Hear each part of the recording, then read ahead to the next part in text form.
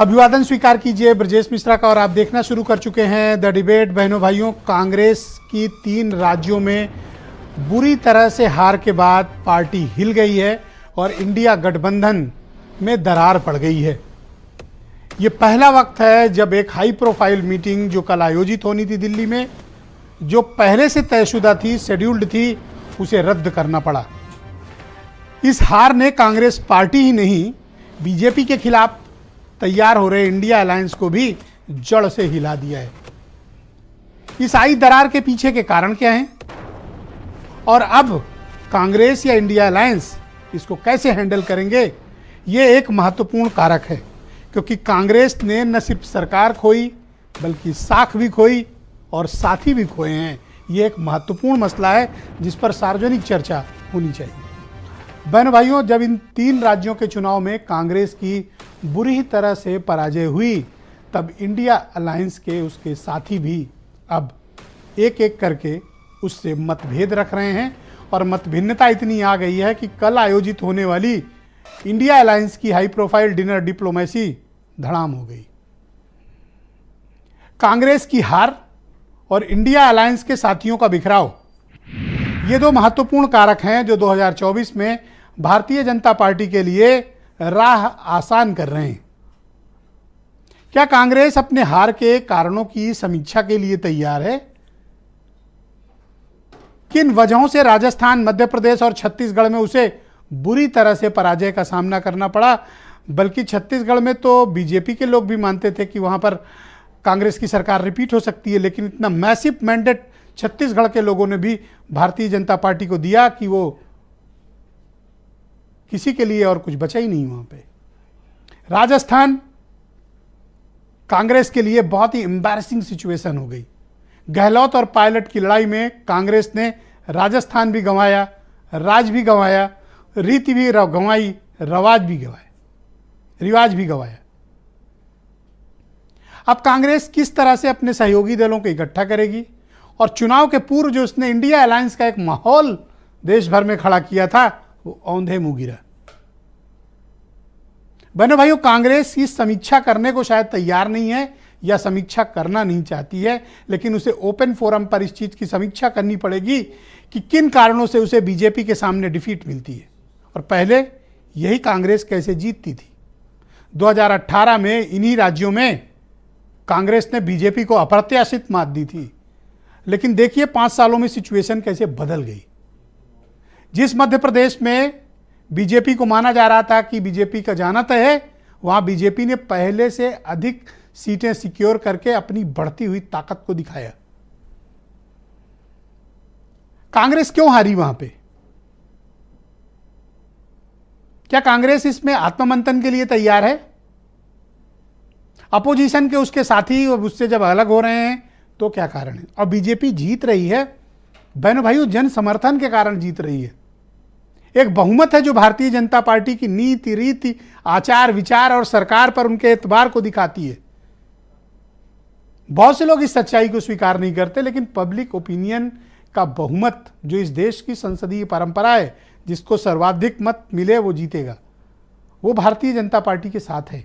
उनके सरकार के तौर तरीके भी उन्हें लोगों को पसंद आ रहे हैं। तो क्या कांग्रेस कुछ आत्ममंथन के लिए तैयार है? क्योंकि 2023 में मिली इस हार ने 2 चीजें स्पष्ट कर दी।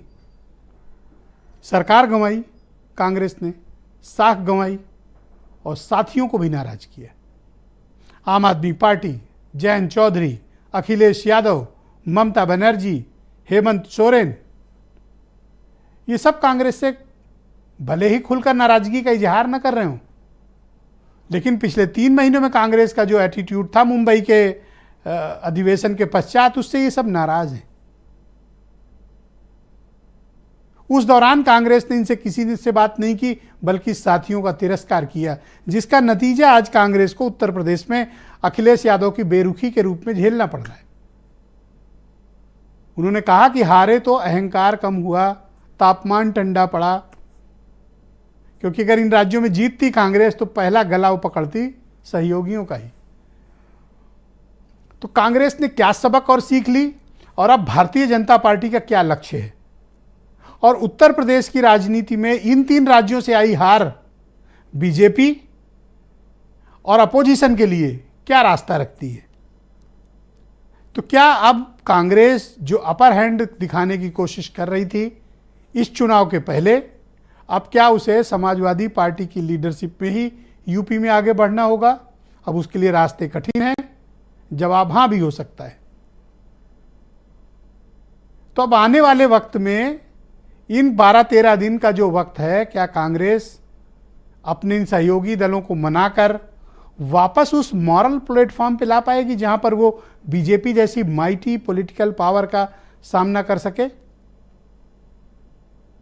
अभी तक इसका कोई जवाब कांग्रेस के पास नहीं है कि अब इंडिया अलायंस का आगे का भविष्य क्या होगा। हालांकि कोई नेता साफ साफ इससे अलग भी नहीं हो रहा है, लेकिन बेरुखी सबकी है। अखिलेश यादव की बेरुखी, हेमंत सोरेन ने कहा कि मेरा प्री इंगेजमेंट से बिजी हूं, नीतीश कुमार ने अभी तक कुछ बोला नहीं, पहुंचेंगे नहीं, ममता बनर्जी ने कहा मैं तो व्यस्त हूं, अभी जा नहीं पाऊंगी।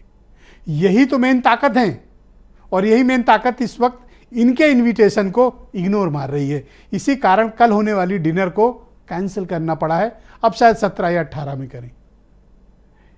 यह कोई सामान्य हार नहीं थी विपक्ष के लिए, एक असामान्य अप्रत्याशित हार थी। अब इस हार के बाद किस नैतिक बल के साथ अपोजिशन भारतीय जनता पार्टी का मुकाबला करेगा? मामला कहां फंसा हुआ है? उत्तर प्रदेश में। क्या होगा यहां पे? आज की चर्चा का विषय इसी बात पर निर्भर है। आप कुछ बयान सुने, फिर इस डिबेट को आगे बढ़ाएंगे।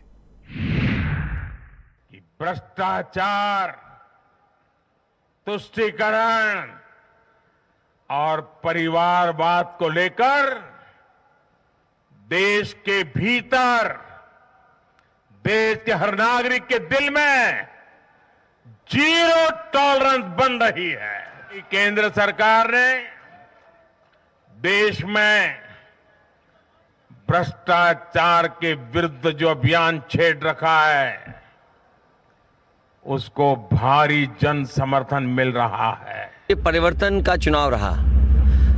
मध्य प्रदेश के अलावा सभी लोगों ने ज्यादातर ये कहा कि परिवर्तन हुआ है और परिवर्तन जनता चाहती थी, उसी का परिणाम है कि परिवर्तन हुआ है। अगर परिवर्तन का ही मतदान था तो ये सबसे ज़्यादा चिंता का विषय बीजेपी के लिए है, क्योंकि आने वाले समय में जब लोकसभा चुनाव होगा तो जनता परिवर्तन की तरह देखेगी और परिवर्तन चाहेगी। इतनी घबराहट क्यों है सरकार और बीजेपी को इंडिया गठबंधन से? अभी कैसे वो कह देंगे? उनको कैसे मालूम है कि टूट गया है? ये घबराहट है, ये भारतीय जनता पार्टी और सरकार की घबराहट का नतीजा। तो बहनों भाइयों, आज की परिचर्चा को हम आगे बढ़ाएंगे क्योंकि कांग्रेस को अपने सहयोगी दलों का ताना भी सुनना पड़ रहा है। आलोक वर्मा बीजेपी के प्रवक्ता हैं, आसिम वकार एमआईएम के राष्ट्रीय प्रवक्ता, नीलू रंजन जी जाने माने पत्रकार, अनिल दुबे राष्ट्रीय लोकदल से हैं, तमजीद अहमद मेरे साथ मौजूद हैं कांग्रेस से हैं, शरद चरण सिंह समाजवादी पार्टी से हैं और नीलू रंजन जी मुझे दिल्ली से ज्वाइन कर रहे हैं, जाने माने पत्रकार हैं, और वीरेंद्र सिंह जी हमारे स्टेट हेड। आप सबका शुक्रिया और धन्यवाद इस कार्यक्रम में मेरे साथ शिरकत करने के लिए। भारतीय